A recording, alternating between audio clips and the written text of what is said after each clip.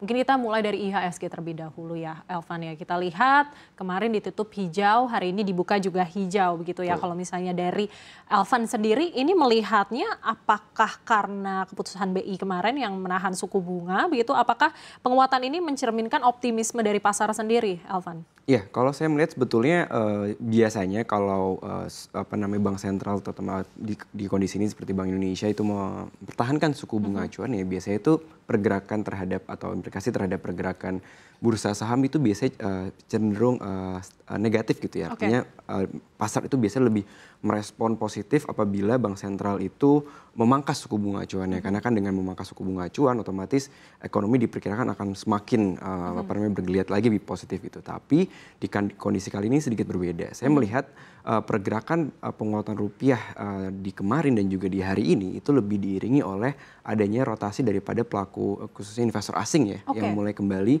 meramaikan pasar di Bursa Efek Indonesia sehingga kita bisa melihat terjadinya apresiasi pada indeks saham kita. Dan kalau kita melihat keluar juga saat ini memang di bursa global dan juga seperti di Wall Street dan juga di Asia Pasifik itu tengah mengalami kenaikan juga ya. Di semalam di Wall Street itu mengalami kenaikan, kemudian di bursa Asia pada hari ini juga mostly itu positif. Jadi memang dari sisi eksternal hype atau kondisi global yang sedang menguat juga tentu berimplikasi pada penguatan di IHSG kita juga. Oke, tapi untuk kedepannya bagaimana nih proyeksi dari IHSG? Apakah kita harus ada ekspektasi akan ada koreksi mungkin sedikit di pekan-pekan depan apa gimana? Ya, kalau saya melihat hari ini kan per sesi 1 tadi itu kan kita ditutup di level all time high baru ya.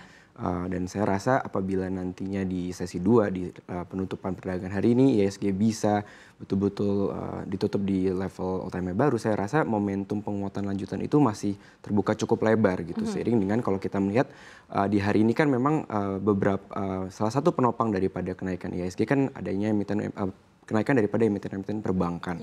Jadi kalau saya melihat dengan momentum di perbankannya ini yang misalkan terus berlanjut paling tidak sampai besok untuk menutup pekan ini dan juga di mengawali pekan depan saya rasa masih membuka peluang IHSG kita untuk melanjutkan kenaikan. Namun memang yang namanya kenaikan itu pasti akan ada aksi profit taking. Jadi perlu tetap dicermati bagaimana nanti pergerakan IHSG kita ke depannya. Oke, nah terkait dengan perbankan juga nih, kemarin Bos BI ini sedikit menyentil begitu ya kepada perbankan karena memang dirasa lambat untuk menurunkan suku bunga gitu. Nah bagaimana kedua sentimen ini dapat mempengaruhi laju pergerakan saham perbank, utamanya saham-saham big caps gitu?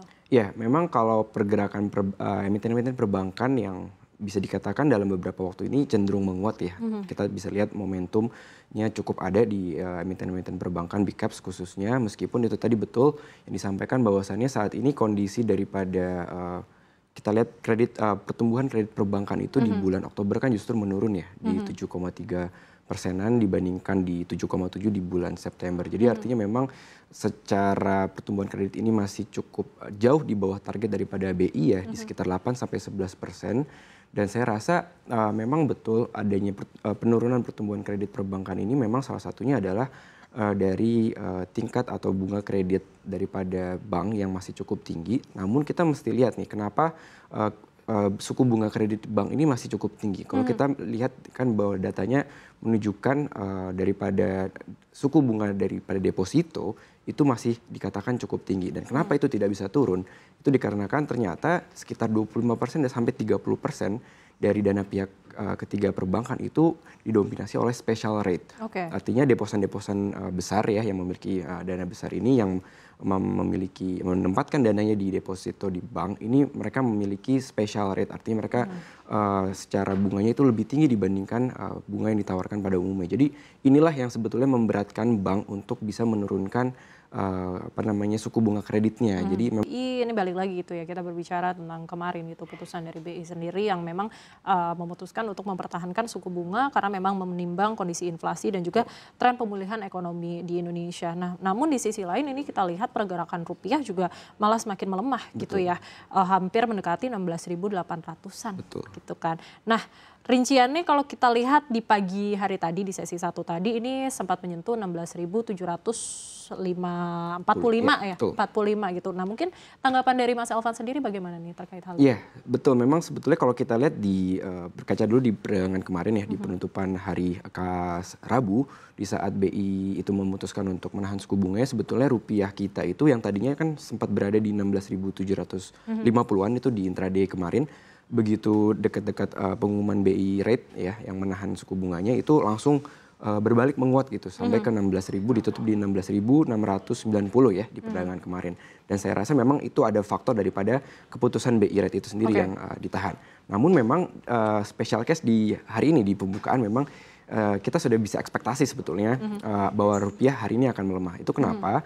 Kita lihat berkaca pada indeks dolar ya. Kita lihat dolar di pasar global itu di perdagangan kemarin di saat rupiah sudah closing di XY itu melaju cukup kencang gitu ya, naiknya bahkan sekitar 0,68% di penutupan perdagangan kemarin, yang mana itu otomatis akan membuat mata uang beberapa negara, khususnya emerging markets termasuk rupiah kita, itu pasti akan terkena imbasnya dari adanya pelemahan tersebut.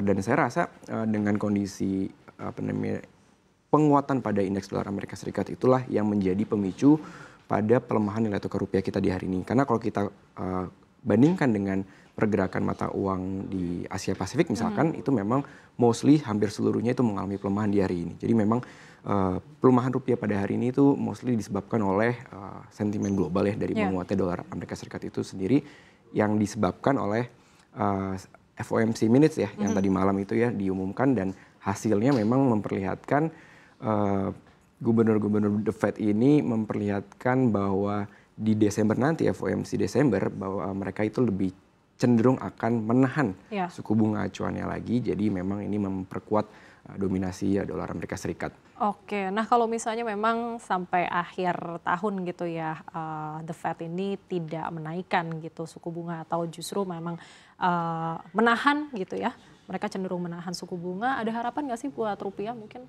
Nah itu ya, kalau saya melihat dengan kondisi The Fed saat ini yang memang kalau kita lihat di The Fed CME Watch Tool gitu ya, kan memang saat ini pasar sudah sangat-sangat mengurangi kemungkinan adanya pemangkasan suku bunga di Desember, bahkan angkanya mencapai 33% saja gitu kemungkinan adanya pemangkasan. Jadi memang hampir bisa dipastikan ya The Fed akan menahan. Dan kalau itu terjadi memang implikasinya tentunya pada penguatan dolar Amerika Serikat itu sendiri di pasar global. Dan dengan kondisi tersebut kita bisa berasumsi, kita bisa memproyeksikan memang sepertinya rupiah ini masih akan mengalami tekanan ya dari faktor eksternal penguatan dolar Amerika Serikat itu sendiri, seiring dengan ditahannya The Fed suku bunga The Fed di Desember nanti. Namun saya melihat apabila kondisi daripada makro Indonesia yang masih cukup baik nanti di sisa akhir 2025, kemudian juga kita tentunya pastikan menantikan bahwasannya BI terus akan melakukan intervensi untuk menjaga stabilitas nilai tukar rupiah.